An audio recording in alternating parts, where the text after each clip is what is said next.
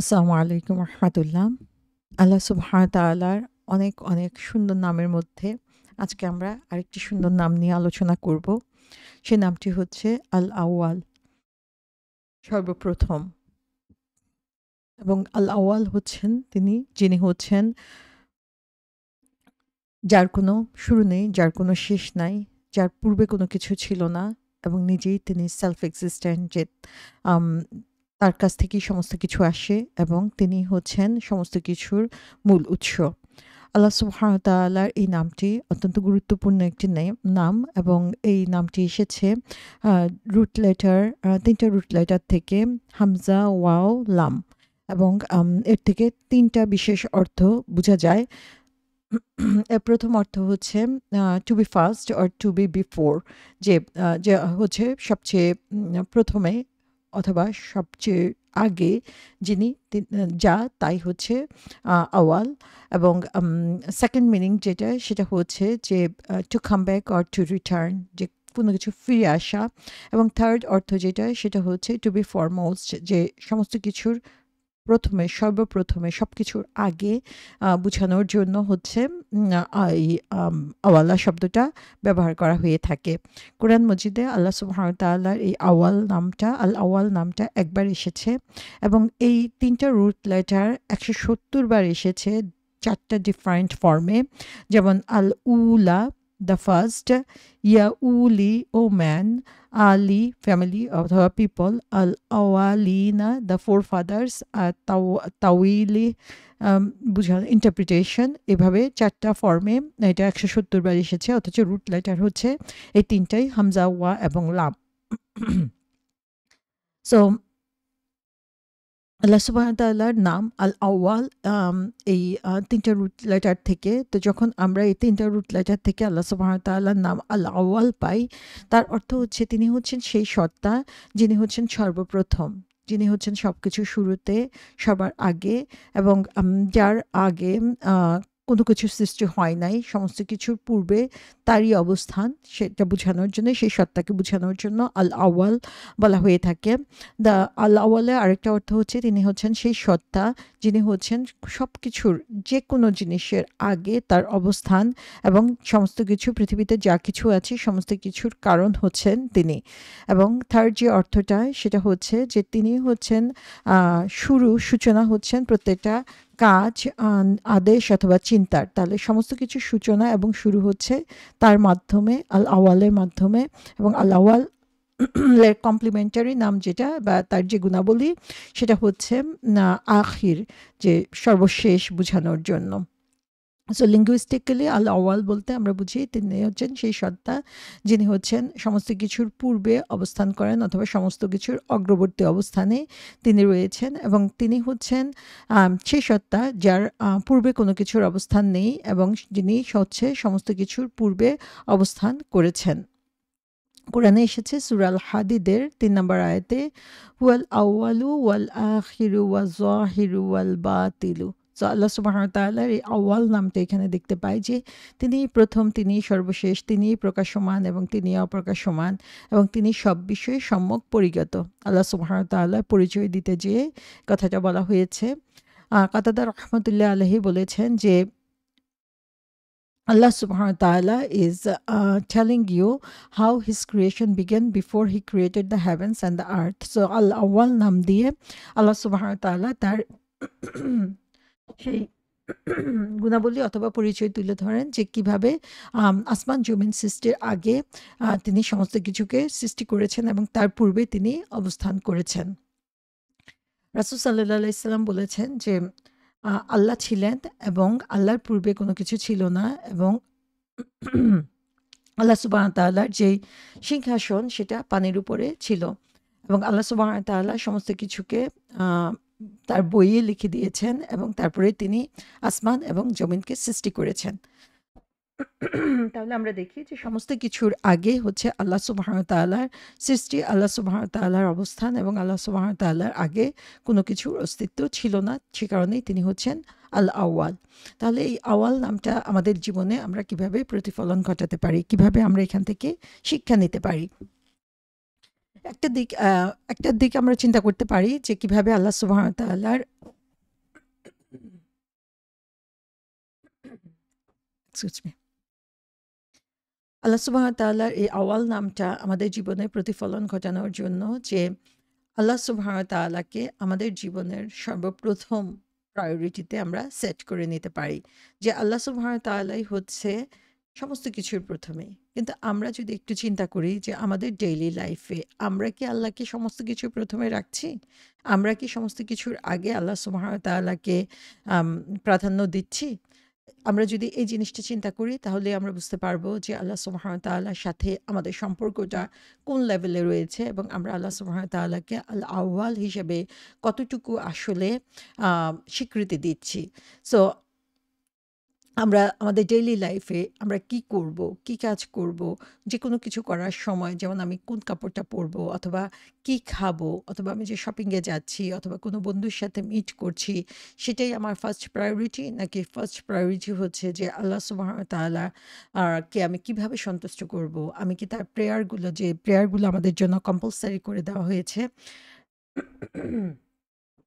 সেই নামাজগুলো আমি যত্নের সাথে পড়ছি কিনা, সেখানে আল্লাহ সুবহানাহু ওয়া তাআলাকে আমি সবার আগে প্রায়োরিটি দিচ্ছি কিনা, আমি যে কাপড়টা পরছি সেই কাপড়টা পরার আগে আল্লাহ সুবহানাহু ওয়া তাআলার প্রতি আমার কৃতজ্ঞতা প্রকাশ করছি কিনা, তাকে স্মরণ করছি কিনা, বন্ধুদের সাথে যখন আমি মিট করছি তখন আমি সেখানে আল্লাহ সুবহানাহু ওয়া তাআলাকে স্মরণ করে ব্যাকবাইটিং থেকে, খারাপ কথা থেকে, খারাপ কাজ থেকে নিজেকে দূরে সরিয়ে রাখছি কিনা। সো আল্লাহ সুবহানাহু ওয়া তাআলার কমান্ডগুলো, তার নির্দেশগুলোকে ফুলফিল করার মাধ্যমে, এবং তিনি যে কাজগুলোকে নিষেধ করেছেন সেইগুলোকে যখন আমি আমার বিগেস্ট কনসার্নে পরিণত করতে পারবো, তখনই আমার আমি যে আল্লাহ সুবহানাহু ওয়া তাআলাকে আল আউয়াল হিসেবে স্বীকৃতি দিয়েছি সেটার প্রমাণ পেশ করা হয়ে যাবে। তিরমিজি শরীফে হাদিসে এসেছে, রাসূল সাল্লাল্লাহু আলাইহি সাল্লাম বলেছেন যে, যে হচ্ছে আখিরাতে তার চিন্তা ভাবনা সবসময় অবস্থান করবে, তখন আল্লাহ সুবহানাহু ওয়া তাআলা তার হৃদয়কে এই টেম্পটেশন থেকে, ডিজায়ার থেকে মুক্ত করে দিবেন, এবং তার জীবনের কাজগুলোকে তিনি সহজ করে দিবেন, এবং এই দুনিয়ার জীবন তার কাছে চলে আসবে, যদিও সে দুনিয়াকে পেতে চায় না। অর্থাৎ যখন আমরা আর খুব বেশি আখিরাতের উপরে ফোকাস করব, আল্লাহ সন্তুষ্টির উপরে ফোকাস করব, তখন আল্লাহ সুবহানাহু ওয়া তাআলা আমার অন্তরকে যেমন একদিক দিয়ে প্রশান্তি দান করবেন, অন্য দিক থেকে হচ্ছে দুনিয়ার যেই জিনিসগুলো আমার জন্য প্রয়োজনীয় সেই জিনিসগুলো আমার কাছে এনে দিবেন। আর কেউ যদি দুনিয়াকে হচ্ছে তার সমস্ত কিছুর টার্গেটে পরিণত করে দেয়, তখন আল্লাহ সুবহানাহু ওয়া তাআলা তার চোখে শুধুমাত্র দারিদ্রতাই এনে দিবে। অর্থাৎ তার যতই থাকুক না কেন, সে কখনো নিজেকে অভাবমুক্ত মনে করবে না, এবং তার কাজগুলোকে গুছানো হবে না। তার কাজগুলো হলো বিশৃঙ্খল হবে, ছড়ানো ছিটানো হবে। অর্থাৎ যতই সে কাজ করুক না কেন, সেখানে সে বারাকা দেখতে পাবে না, এবং সে যতই দুনিয়ার জন্য কাজ করুক না কেন, দুনিয়াকে সে নিজের মতো করে পাবে না। সেকেন্ড যে জিনিসটা আমরা করতে পারি সেটা হচ্ছে নিজেদেরকে অগ্রগামীদের অন্তর্ভুক্ত করা। আমরা জানি যে আল্লাহ সুবহানাহু ওয়া তাআলা যখন হাশরের ময়দানে দাঁড় করাবেন, তখন ৩ টা গ্রুপে মানুষকে দাঁড় করাবেন। ডান দিকের, বাম দিকের, এবং সাবিকুন, যারা হচ্ছে অগ্রগামী। তো আমরা নিজেদেরকে অগ্রগামী করার জন্য, অগ্রগামী হওয়ার জন্য আমরা যখন চেষ্টা করব, তখনই আমরা দেখব যে আল্লাহ সুবহানাহু ওয়া তাআলা যেমন সমস্ত কিছুতে অগ্রগামী, আমরা তার সেই সুন্নাহকে অনুসরণ করতে পারছি।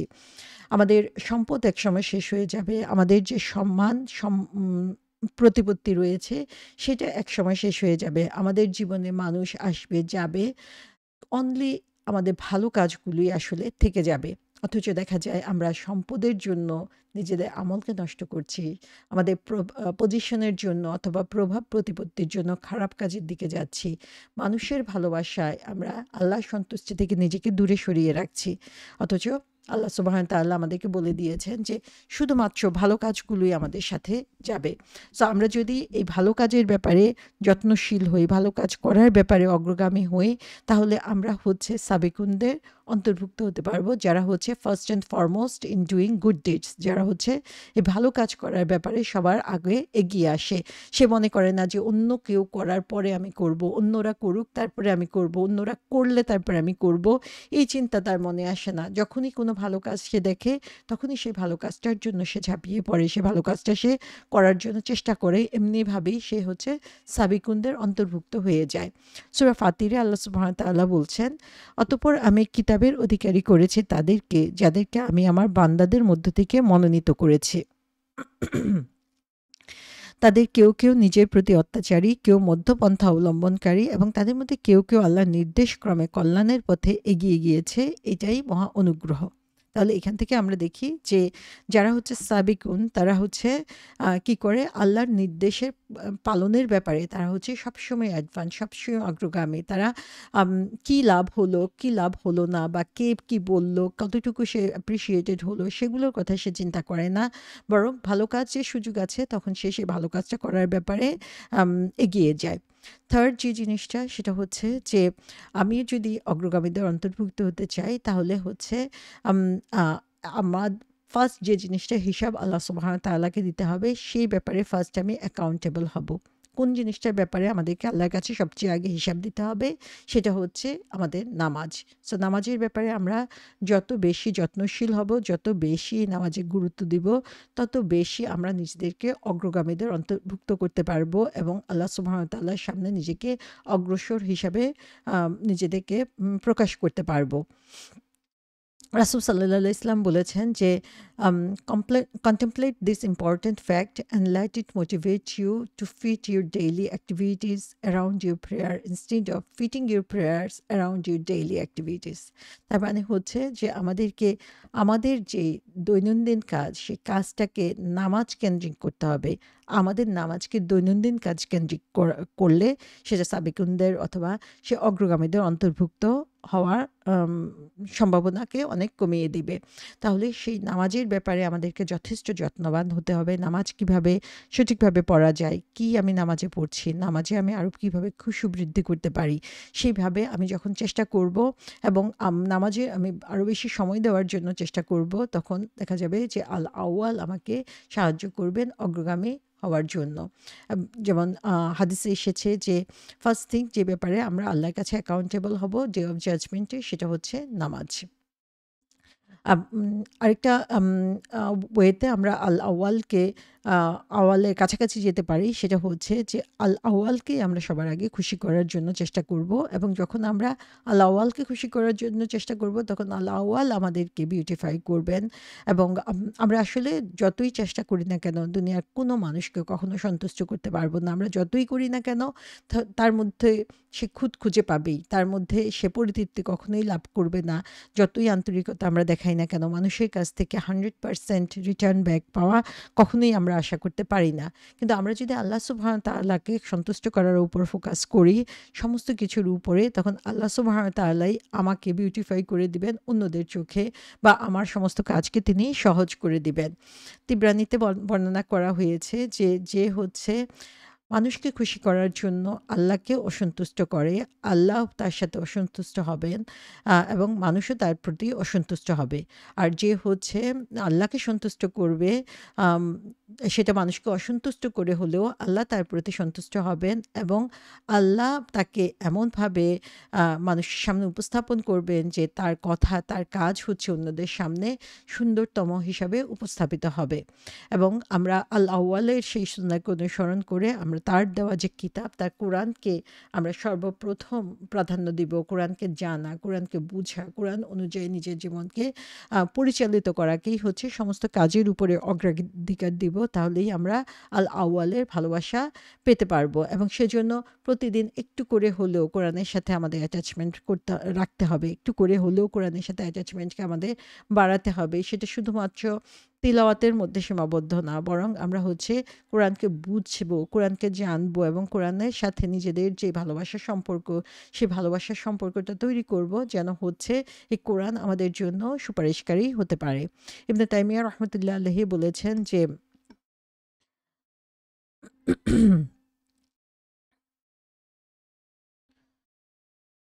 as for seeking to memorize the Quran, then this is to be given preference over many of the things that the people consider to be knowledge, but are in reality either totally useless or having little benefit. It is also to be given precedence in learning, especially by those who wish to acquire knowledge of the deen, its principles, and its particulars.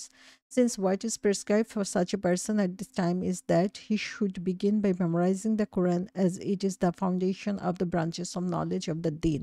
তাহলে আমাদেরকে কোরআনের সাথে এই আত্মিক সম্পর্ক তৈরি করার জন্য কোরআনকে তেলাওয়াত করতে হবে, কোরআনের তেলাওয়াতকে বাড়ানোর জন্য কোরআনকে হিফজ করতে হবে, এবং সেই কোরআন হিফজের মাধ্যমে নিজেদের জীবনকে আলোকিত করার জন্য কোরআনকে বুঝার জন্য আমাদেরকে চেষ্টা করতে হবে। তো আল্লাহ সুবহানাহু ওয়া তাআলা আমাদের সবাইকে, তিনি হচ্ছেন আল আউয়াল, এবং তিনি হচ্ছেন সমস্ত কিছুর শুরুতে রয়েছেন। তার আগে কোনো কিছু নাই, তার পরেও কোনো কিছু নাই। আমরা তার কাছেই হচ্ছে দোয়া চাইবো, তার সন্তুষ্টির জন্যই চেষ্টা করব। কারণ তিনিই সমস্ত কিছুকে এনকম্পাস করে রেখেছেন। তিনিই সমস্ত কিছুর আগে এসেছেন। তো তাকে আমরা যত বেশি সন্তুষ্ট করতে পারবো, তত বেশি আমরা এই দুনিয়া এবং আখিরাতের জীবনে লাভবান হব, এবং তার সন্তুষ্টির কাজগুলোকে আমরা খুঁজে নিব, এবং সেই সন্তুষ্টির কাজগুলো খুঁজে নিয়ে আমরা বেশি, বেশি করে সেগুলোকে নিজেকে আরো বেশি নিয়োজিত করব ইনশাআল্লাহ।